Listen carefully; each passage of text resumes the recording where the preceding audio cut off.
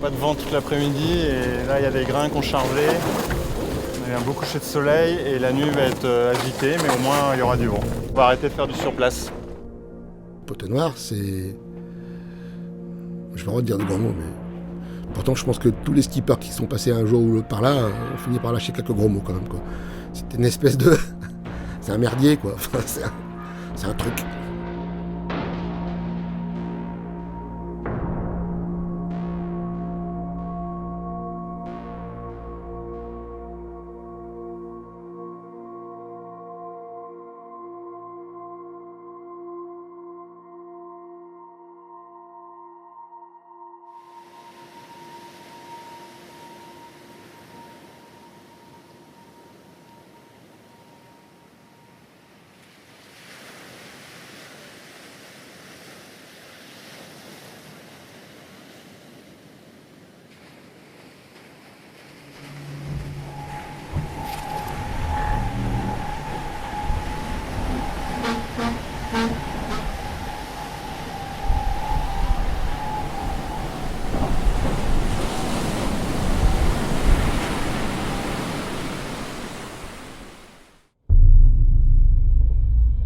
On vient de prendre notre premier grain de Poteau Noir, notre première douche du Poteau Noir et on sort du vent fort du grain, on a été un peu surpris. Donc on est parti je pense pour une dizaine ou une douzaine d'heures, j'espère pas plus, à naviguer dans le Poteau Noir avec ses grains, sa pluie et le vent qui bouge tout le temps.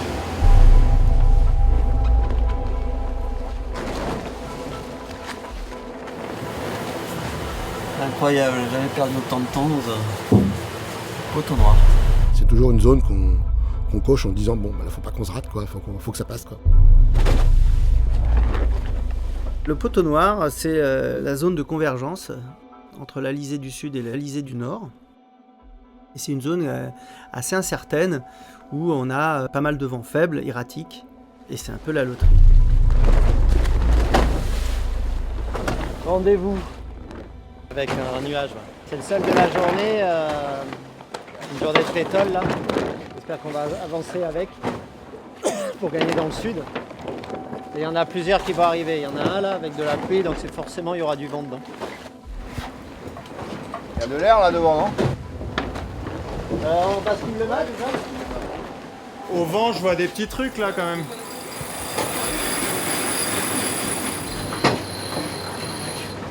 Ok. Ouais, juste avant la marque.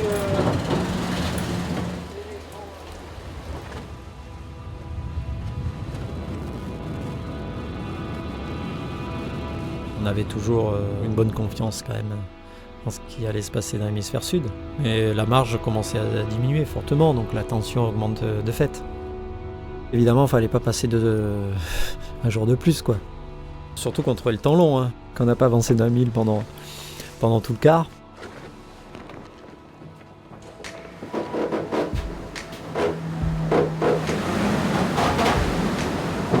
J'ai remonté un peu quicker aussi. Là, je l'ai vu ou pas? Ressemble à la sortie du tunnel. Ce qui serait pas mal en soi, parce que ça fait quand même un moment qu'on est dans le Poteau Noir et là on n'a jamais eu autant de vent, c'est le bon secteur et puis le ciel paraît correct.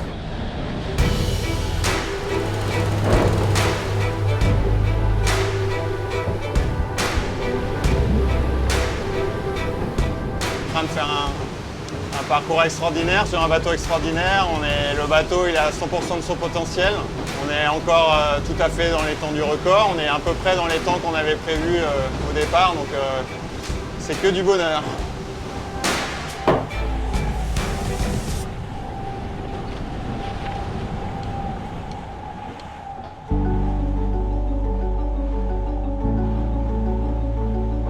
Avec ce bateau, on n'est pas obligé de se retrouver dans des vents supérieurs à 20-25 nœuds et d'aller surfer des grosses vagues pour pouvoir justement faire des moyennes importantes. Là, on est plutôt au contraire, je dirais même, on va d'autant plus vite que la mer est plate et que le vent est autour de 18 nœuds. À chaque fois qu'on est dans ce contexte-là, on est impressionné par le bateau. Et voilà, on a été en plein dedans, et puis en plus dans un cadre ensoleillé, avec une eau qui avait changé de couleur. On était dans les alizés, dans le sud, l'eau était magnifique. C'était sympa, ouais, carrément. Et c'est des bateaux qui, dans ces conditions-là, sont extraordinaires. D'aller à plus de 2 fois la vitesse du vent en moyenne, c'est vraiment génial. Et c'est facile. Surtout, ce qui est bien, c'est qu'on avance vite, facilement, sans forcer sur le bateau. Ce qu'on recherche chez le Tour du Monde, c'est pas le record des 24 heures. Faut pas oublier une chose, c'est que ce trophée Jules Verne, en fait, il se joue sur 40 jours. Sur 40 jours, il faut préserver la machine, il faut préserver d'autant plus les appendices. Quelquefois, c'est un peu frustrant vu de la terre parce qu'on regarde les fichiers météo, on se dit « Oh, on pourrait battre le record des 24 heures, on pourrait battre le record de vitesse du bateau, etc. » Mais il faut garder l'objectif en tête. Vous avez fait quoi, 36 Au près, ouais. On a fait une pointe à 39,2. Ça se demandait si t'es au... En fait, le problème qu'on va avoir, c'est sur le Jules Verne, on va pas savoir s'il est au près ou au portant. Au près, je sais pas. Ils sont au portant, je sais pas. Ouais, c'est vrai. Tour du monde à l'envers, ça le fait aussi.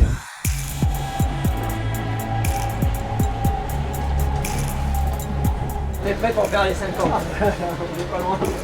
Un peu de confiance et on fera les 50.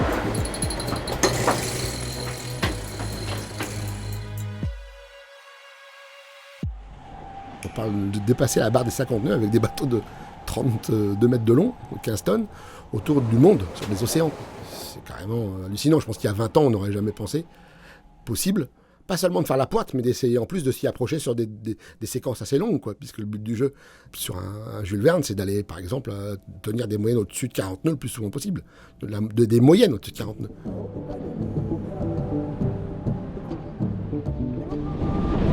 T'écoutes quoi? Gaël Faye, Petit Pays. Tu connais? Non. Sympa. Musique un peu des îles. En moyenne, chacun barre 1 heure, sauf globalement moi qui barre un peu plus du fait que je me retrouve en binôme avec David qui barre pas. Ça peut aller jusqu'à 2 heures. Et c'est vrai qu'au bout d'un moment, quand tu barres 2 heures, le dernier quart d'heure, c'est dur, quoi.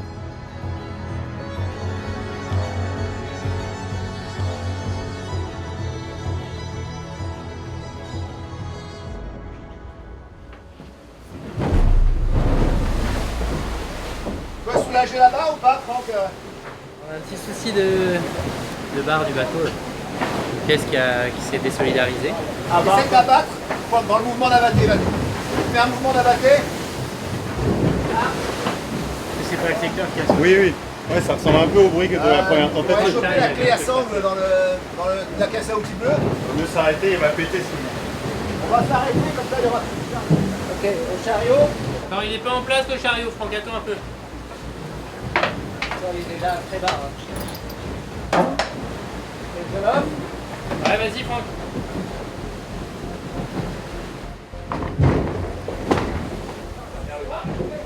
Elle est pas loin d'être droite. On va aller droite. Moi, je suis à plus 10 là sur le secteur. Dis-moi dans quel sens alors? Je pense qu'on va taper le central. On check l'histoire de la poulie là, des carters là aussi qu'on a attendant. Je vais le prévenir. Arwan? Si elle se remet, mais t'as la... Ouais, regarde, elle est impeccable, tu replies juste le truc. Ouais, mais elle s'est pliée là. T'as l'écoute en fait qui passait.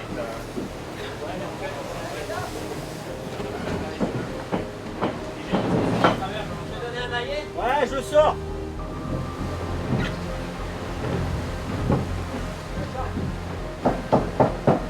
Ça décale celui-là. La dernière fois. Ouais, Ça c'est dans du carbone. ça c'est ce qui sort au-dessus. Là, il y a la rondelle. Il y a des Comment tu vas faire? Je sais pas.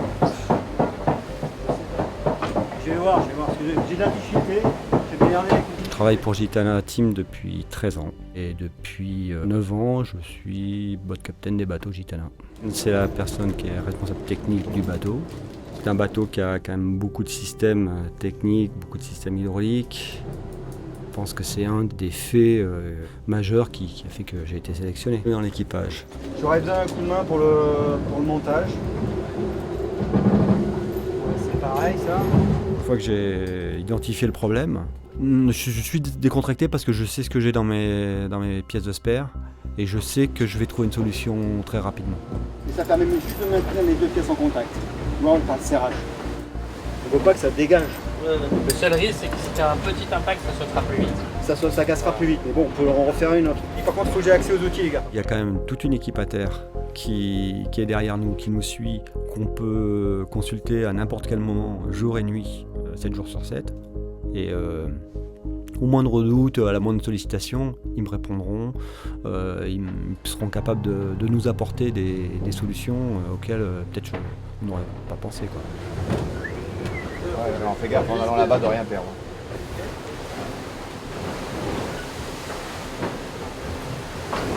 Si tu veux, peut-être la seule pression que je peux avoir, c'est sur est-ce que je vais être capable de bien réaliser la réparation. Je suis parfaitement conscient de la tâche qui va. On peut se parler ou pas? Allez, petite presse. Yes. Ouais, je l'ai. Ça sert. Parfait. Nickel. Franck ou Charles ou les barreurs me disaient ah, tiens c'est bizarre, un truc qui j'ai entendu un bruit là, c'était pas d'habitude, on l'avait pas.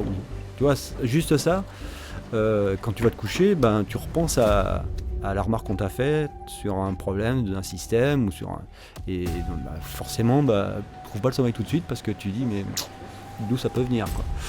Ça fait partie de mon job. Ah bon. J'ai senti comme toi cette odeur de gasoil, ouais. T'as l'impression là. Mais oui, cette élément, on pouvait pas l'allonger, Il faudrait avoir de la durite pour ça et il est dans le petit cale-pied, il est au-dessus du réservoir, dans le petit cale-pied en carbone.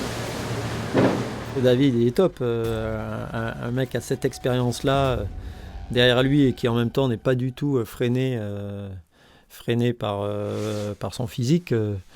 Voilà, ça montre que ça fait un bel ensemble. Il a montré à la montagne ce qu'il montre à bord, c'est-à-dire beaucoup d'énergie. La montagne, hein, c'est comme la mer, ça fait ressortir les vrais caractères des gens. On peut pas se cacher. Prêt? Ouais, nous on est prêts. On n'appelle pas ça à couper. Rends-moi ma bûche. Ces stages en montagne, ça marche très très bien. Se mettre dans des situations un peu d'inconfort, à risque, être un peu entre les mains d'autres personnes qui sont les guides, dans un milieu qu'on ne maîtrise pas. Ouais. On se limite à ce qu'on est capable de faire physiquement et techniquement. C'est exactement ce qui se passe en mer, mais sans être dans notre milieu habituel. J'avais toujours rêvé de participer à une ascension jusqu'à 4000. Moi, je fais de la randonnée. Ça s'arrête maximum 3000 mètres, quoi. Et j'avais toujours eu envie de monter plus haut. On n'est pas des montagnards, on n'est pas toujours à l'aise avec l'altitude, on n'est pas toujours à l'aise avec le vide, et on se retrouve tous encordés ensemble, un peu en galère, et on se soutient, quoi. Et je pense que c'est important de créer du lien avec les gens, parce qu'à un moment ou un autre, on sait que sur un tour du monde, on va se retrouver dans une situation difficile, et la solidarité, quoi, quand le groupe se connaît bien, quand le groupe s'apprécie, et que chacun individuellement compte pour l'autre, je crois que quand on est en galère, ça change tout. C'est Franck qui aime beaucoup créer ce lien à travers la montagne, et c'est vrai que de partir 4-5 jours tous ensemble, c'est intéressant, et on se retrouve vraiment confronté à de la difficulté, quoi. Donc que ce soit physique, que ce soit mental, parce qu'on n'est pas à l'aise toujours en montagne, et là on est tous ensemble, quoi, et on doit avancer ensemble vers le sommet. Explique un peu. On est où? Alors on approche la barre des 4000, et la barre des 4000 elle n'est pas facile à passer, physiquement parlant, mais écoute, tout le monde souffle, mais en silence. Un 4000 ça se gagne, alors vraiment bravo à tous, parce que celui-là il marque des points, parce que dans le mauvais temps c'est pas facile. Optimana for Gitana. Yes sir, good afternoon. Everything okay, we would like to have more wind because we are sailing, but that's life. And what about you, where are you going? We are going to Blessingen, Netherlands. Le stress avec les bateaux, c'est de la concentration, donc c'est à nous de rester vigilants. On a plein d'éléments pour les détecter, mais il y a des bateaux effectivement qui ne peuvent pas être détectés ou qui sont un peu plus petits. C'est la base de la navigation maritime, c'est la veille. Avant, il n'y avait pas tous ces systèmes-là, donc c'était les yeux des marins. Après, il y a quelque chose qu'on ne maîtrise pas du tout, c'est ce qui flotte, parce que même si ça flotte, c'est toujours un peu entre deux eaux. on le voit pas, mais aujourd'hui je pense que le plus gros stress à bord c'est la collision forte qui fait qu'à bord on peut se blesser. Maintenant on ne peut pas naviguer en y pensant tout le temps, sinon on n'y arriverait pas. C'est comme s'il y avait un pilote de Formule 1 il se disait qu'à chaque virage il peut sortir de la piste et finir dans le mur. Je pense qu'il ne pourrait pas rouler vite. Bon alors, chérie, c'est ma femme que j'appelle. Pas que j'appelle, à qui j'écris. Tous les 2 jours à peu près. Non, voire moins, mais là il est en week-end peinard, je vais pas l'embêter. Tous les jours t'envoies des choses? Tous les jours. Mais David, toi t'es un peu le stéréotype du mec parfait. Il y a le petit qui est rentré cet après-midi non, ce matin à 7h de Toulon. C'est pour ça qu'il était écrit pas. Là, je suis plus là moi. Je vais quand même faire une petite réponse. Les échanges avec la Terre font quand même partie des moments de plaisir, hein, sur que la petite nouvelle, le petit message de la famille, de la maison, c'est des choses qui font du bien, ça c'est certain. Si elle t'écrit plus, c'est peut-être parce que tu reçois plus que tu n'as plus de forfait. C'est possible. L'idée, alors à bord, c'était que chaque navigant puisse avoir un forfait de 10 mégas pour donc en data pour ses communications personnelles. Et par-dessus ça, c'est rajouté un problème de chargeur, hein, où il a fallu pister celui qui avait le téléphone qui faisait cramer tous les chargeurs.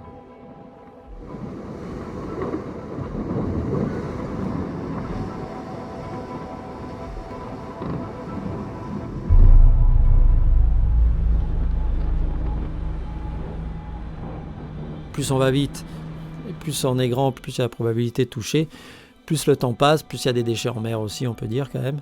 On voit très bien dans les expériences des dernières courses au large, que ce soit avec les Ultimes ou avec les IMOCA, qu'il y a pas mal de contacts et c'est une des raisons malheureuses d'abandon de courses ou de records.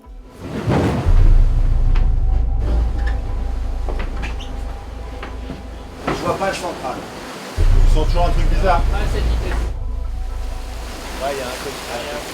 Ok, faut s'arrêter. T'as le projet au charge, je vais aller voir. C'est bon tout le monde? Ouais. Là, ça va là-bas? Là, tu veux prendre le riz en l'offrant?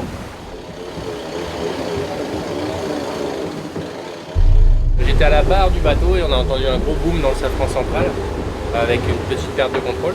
On a eu une collision, enfin 2 collisions, mais la première hier soir sur l'aile de Ré. On va rien, c'est impressionnant. Maintenant tu vas prendre la caméra et tu vas regarder.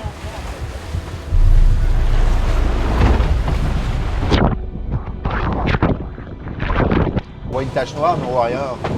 Voilà, en termes de performance, on ressent rien, donc pour l'instant, on croise les doigts, on espère qu'il n'y a pas eu de dégâts collatéraux qui vont arriver dans le temps.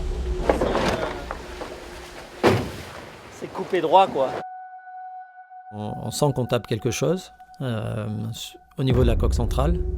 On fait un check sur les appendices et sur ce plan porteur-là, on voit des grandes traces noires.